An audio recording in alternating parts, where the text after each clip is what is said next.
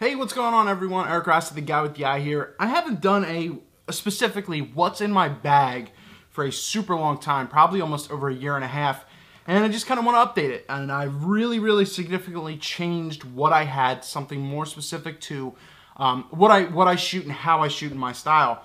So here we go. I'm just going to unload the main part of my bag. I know a lot of you guys like to see that, guys and girls, and I like to do it. So there you go. So this gear of the week this week will literally be all of my gear this week. Nothing too specific on how something works and stuff like that, but essentially what I have. Let's go!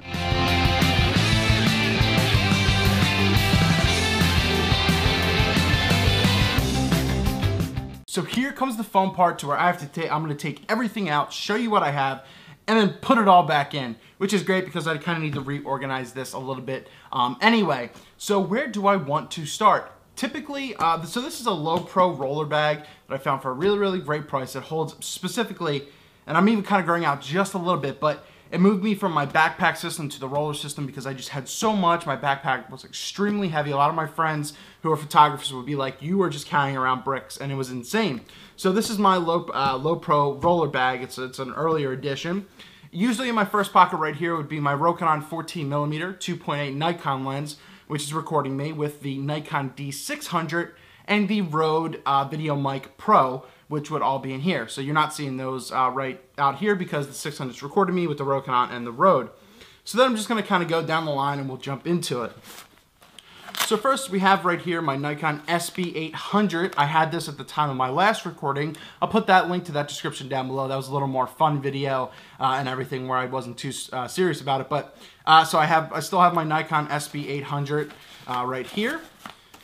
And then one I said I was going to get and I didn't have, and I'm still waiting on one coming back from like a repair type of thing. I have the Nikon SB80 DX. Now, why do I use these? Well, Zach Arias was a big proponent of these for like strobe photography, you know, one lights and easy setups. And for the price that you can get these for, it's absolutely amazing.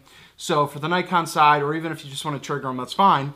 The 80DX, they're really strong. I'll compare them. I'd say they're equal to about probably the Nikon SB700, that power and that style. I mean, it's not like the wheels or anything like that, but essentially that's what this is, you know, in a sense. And keep going down. I'm going to pull out, I still use a Blackrapid RS-7 strap. I don't have anything in here. Advil, because I get terrible migraines. A bunch of batteries. I don't use rechargeables yet for absolutely no reason. I'm going to probably invest in some Mahas down the road. But batteries for my flashes. Nothing left in there. I have my Cinegels, which I use and pretty much keep putting back in, that I use for my flashes. I've made a gear review on this, so check out my playlist for Gear of the Week reviews, and you'll see these for flashes. My Pixel Pocket Rocket, I don't know which one this is, the Pixel Pocket Rocket by Think Tank, where I have CF cards, SD, and all that fun stuff that I keep, and you know, it's really great, especially in the rain. It's kind of waterproof. I have my Lexar USB CF SD card reader 3.0, works really well. Highly recommend that for you know, transferring. And I have the manual. And then in here I have my Yongnuo RF603 version 2s and my version 1 that I just kept just because why not. So I have my flash triggers in here that I always keep. Whoops. And going down the line, I have my Nikon D700, still my full frame beast. I have my Hoodman eye cup here because it really helps block out ambient light, and I can get more of an accurate viewing and focus of what I want.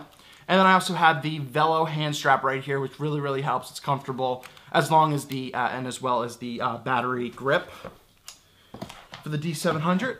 Then I'm going down to my big boy, and usually I'll have my video mic here as well, but obviously that's recording me. But I have my Nikon 70-200 2.8 VR version 1. So my portrait, telephoto, sports lens, you know, all, you know, runs the gamut. Then for my GoPro, which I'll pull out in a second, I have a little Joby Gorilla Pod type of thing, and I have bigger ones for the bigger cameras, you know, outside. In this GPS case, I actually have like my digital audio recorder and my lavalier system, which I actually haven't used as much as I really started to use and really kind of perfected using the Rode VideoMic Pro. So this is my lav, my external recorder for interviews if I want to record them. And then keep going down. I haven't debated whether or not I'm gonna get rid of this or keep this yet. I'm still on the fence about it.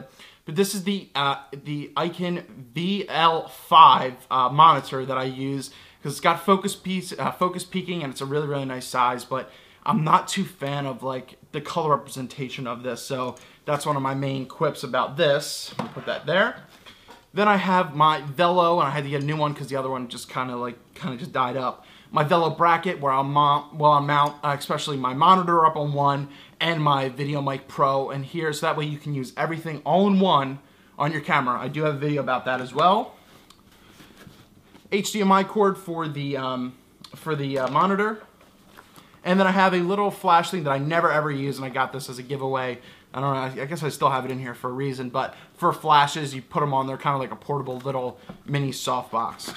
So essentially, we're almost rounding it out because if you go from my last video, even though some of the jokes aside, I had a ton of stuff in that backpack. But my most popular and most used lens, the Nikon 24-70 2.8, this is what I shoot 90% of my life with. And I wouldn't want it any other way. Perfect size, perfect weight, perfect length, f2.8. You can't beat it. And then one little guy, my micro light panel, LP micro light that I use for video if it's in a dark situation. Then I go to my little guy, and this I didn't have before, and I'm amazed I invested in this, and I absolutely don't regret it. And it is the Nikon 60mm f2.8 macro micro lens, and for my weddings and ring shots and anything macro, this is absolutely all I need. The 105 I debated, but I didn't know if I really needed that length, but this is perfect. Put that here. I have my rocket blower to dust air off of, dust off of things. I have extra batteries. I actually have a Wasabi battery that I have, and a Nikon Genuine battery for my D600, a lens cloth. I have, more lens cloths, micro SD card for my GoPro, which is right here, which is the GoPro Hero 3, and I really enjoy this thing. It's fun, and it's not that expensive. And I have shine control pads if I'm doing something and I just need, I don't have powder or something, because getting rid of oily skin is huge, and it's something that needs to be taken care of on a shoot. And essentially, that is what is in the main part of my entire bag. All that fits in there, and it is essential to what I shoot. Sorry if this was kind of long, but I like watching, what's in people's bags. I hope you enjoyed it too. And maybe a year or two, if my style changes and I get a couple different things, which I kind of want to do, maybe more flashes and lighting stuff, we will dive into that a lot more as well. So that's all I got. What's in my bag? Number 2, Eric Rossi, the guy with the eye. What is in your bag, and what kind of bag do you have? Be interested to find out.